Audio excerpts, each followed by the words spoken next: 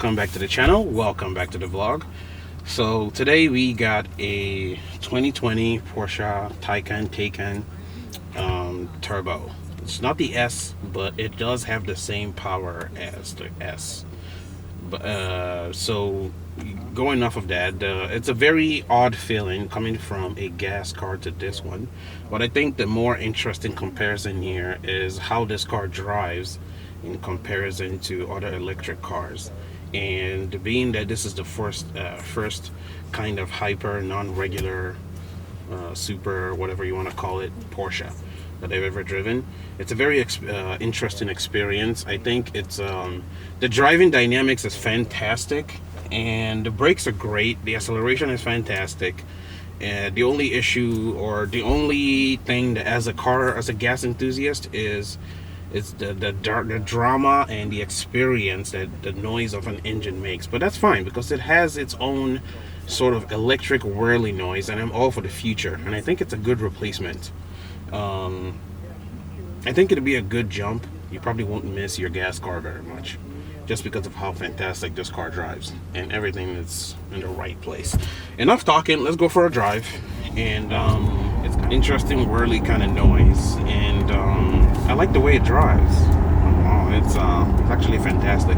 I think the only thing that I would actually actively think about is my speed.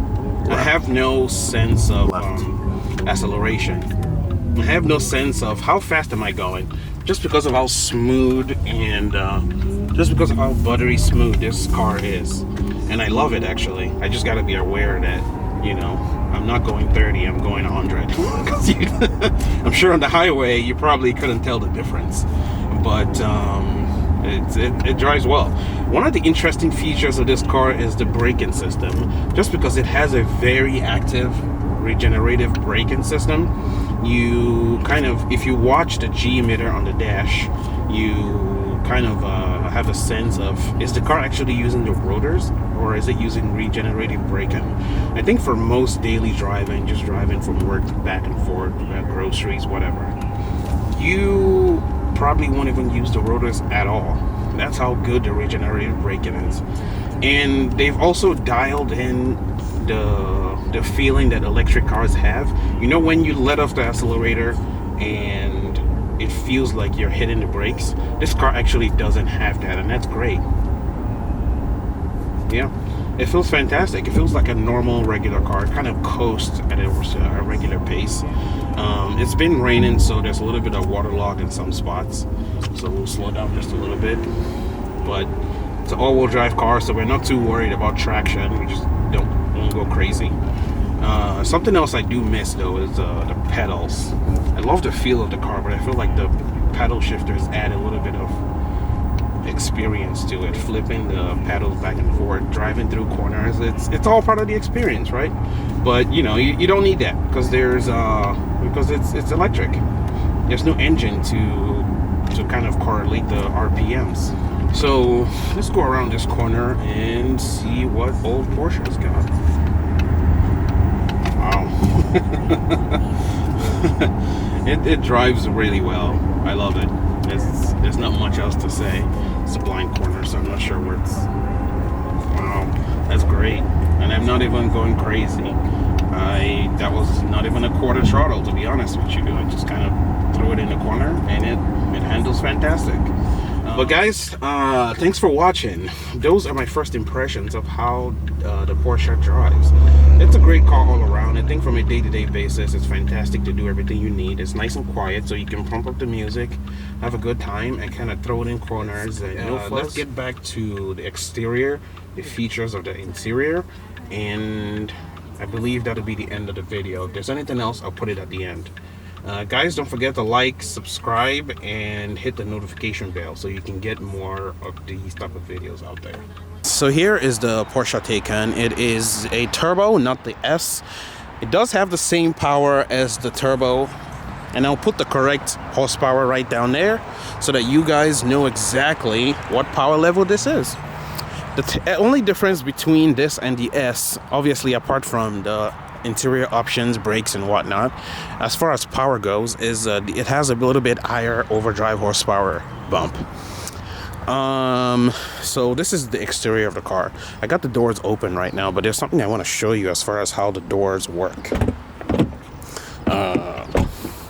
So I'm gonna lock it with the key. So we got the Porsche key. Kind of, you know, it's not the most interesting key, but it also looks cool because it's got the shape of the car. Anyways, so we lock it. The handle goes in. When you unlock it, and you go next to the door handle, it kind of pops out for you. So that's pretty cool, I think. All right, so here is the body of the car. There's a little bit of an interesting thing here. This is where you charge it, and you pop this open for you. It has double charging, one on this side, one on that side. One side has the AC charging, which takes a little bit longer, a couple of hours. The other side does take only 22.5 minutes, from 5% to 80% charge. So that's pretty quick. The only issue there is there isn't many actual locations that have the DC charging. So that's a little bit of a drawback, simply because it kind of takes away from the practicality of the car. Because, you know, if you have a gas car, you can stop anywhere and get gas wherever you want, but not with this. All right, so that is basically what the exterior looks like. Here's the wheels. These are not obviously the black and white wheels that come on the Turbo S, but I think these look okay. You know, they're not bad. And look at the front brakes. It's a 10-piston caliper up front. It's hard to see simply because it's covered by the wheel. Let's talk about the color of this car. This color is called Ganesian blue. To me, it looks like royal blue with a little bit of purple hint in it. But the tag on it says it's Ganesian metallic blue. And the interior of this car is beige with black interior, with black trim accents. There you go. It's beige with black trim accents, and it says Taycan right on the dash there when you open the doors. So I'm gonna get in the back seat and show you what the front looks like, because I think it's a pretty cool look.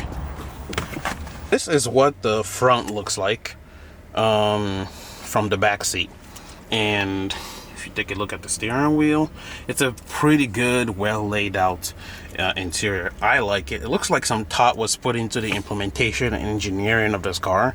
Something I found interesting though is where you change the gear from drive to park and to reverse and neutral and park. And can you take a guess where it is? It's right there. So that's pretty cool. You can see it. You hit the park button. I guess one of the things that I found interesting is the thumbprints. Because you have multiple screens, there's a lot of thumbprints that show. So personally, I would get a glass cleaner. Just kind of have it around so you can wipe it down every now and then. A cool little interesting touch is the Taycan symbol that's right there. And you have your cup holders. Not that that's the most interesting thing in the world, but I use cup holders a lot. And I think that's good placement, simply because there's no gear lever or anything right there to bother me or to knock it around. So I think that's excellent placement for the gear lever. So that's pretty much it for the general overlay of the car. It does have I believe optional sport seats, and you can adjust the headrests from right here. So that's pretty cool. Otherwise, let me show you the back seats. So this is what the back seats look like. They're seats. It is kind of tight, but the seat recedes all the way to the back when you get out of the car and lock it. So there is much more space than that looks like, but this is more akin to what it would look like. It's the back space right here. All right, let's go look at the trunk and the frunk, because it's an electric car, so it does have a trunk and a frunk. To open the trunk or the frunk, you do that from the key. Now, I'm sure you can do it from inside the car somewhere, but I'm not familiar enough with this car to do that. So I'll show you the key, and Pretty simple, pretty straightforward. And let's see if we can figure this out on the first try.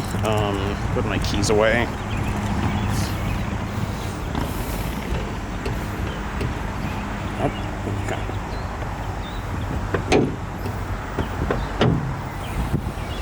Alright, so that was pretty simple and straightforward. It's just a red lever, it's off to the side right there, and you push it this way and the trunk pops, the frunk pops open, so pretty cool. It's a big frunk, good enough for groceries and stuff. Although I'm sure Porsche would have put it there if they could, but this frunk could be bigger. But you know, you have two of them, so that's not a problem at all. If this doesn't take it, just put the rest in the back, whatever it is you're trying to carry. All right, so now that we're done, let's open the back, and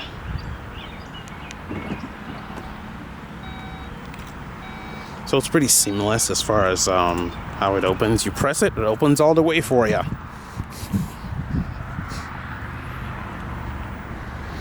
There you go.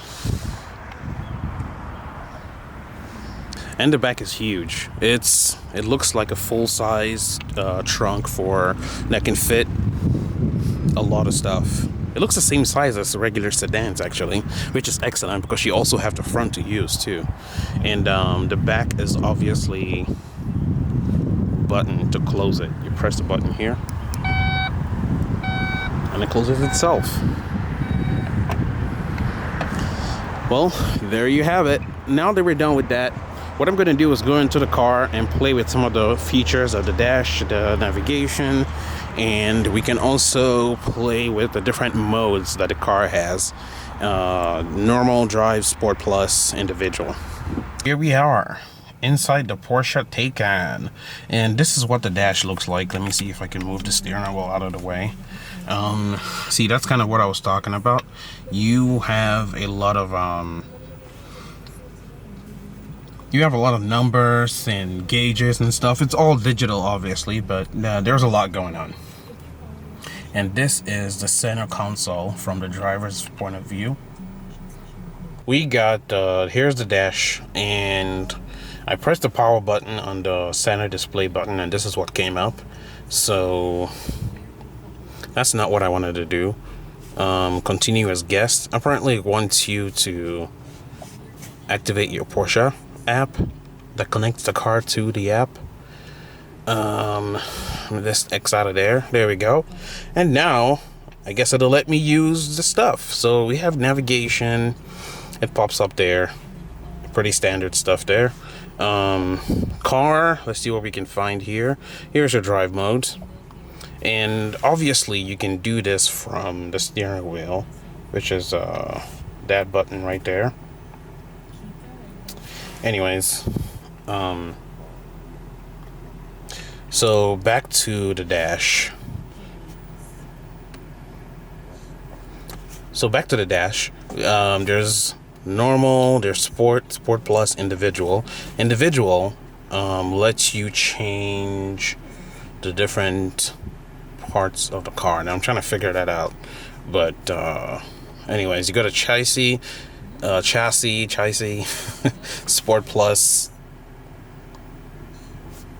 That's your suspension. I like the animation that shows there. That animation, it's pretty cool. It shows you exactly what it's doing, so you can lower or raise the car, just as you can see right there. Recuperation, which is your regenerative braking, and it recharges your batteries. That's the battery right down there. It's nice and low underneath the car, in the middle of the car, and very low to the ground, so that makes the handling exceptional. Electric support. Go back to suspension, go back to drive mode. So this is all pretty standard and interesting. I like it. When you press the stuff down on the center console, this changes to kind of follow what you're doing. So you can do focused on you as the driver. You can do diffused, so it kind of goes everywhere. Or you can do individual, separate the driver and the passenger. It's all pretty cool. Air quality, that's the air freshener, I might zoom in. It purifies the air and freshens it up for you. Pretty cool. It's when you turn off your car, how often or what you want the temperature to be when your car is off. So when you turn it on, it'll heat or cool it down to the certain temperature that you set it to. And you can also, anyways, you can also do the rear different from the front of the car. Well, there you go. So this was a fantastic car to drive. It's a very good car to drive as as the first Porsche that I've driven, and I would highly recommend this car to anybody that's in the market for an electric vehicle, especially if you're looking to buy a Tesla. I would highly recommend this over the Tesla because this has a far better fit and finish, and it actually has transmission, especially if you're a car enthusiast. You get used to it. I don't think you'd miss your gas very much. You probably will, maybe over 3 years of having it, but overall, it's a fantastic replacement. Guys, thanks for watching, and I catch you guys in the next video.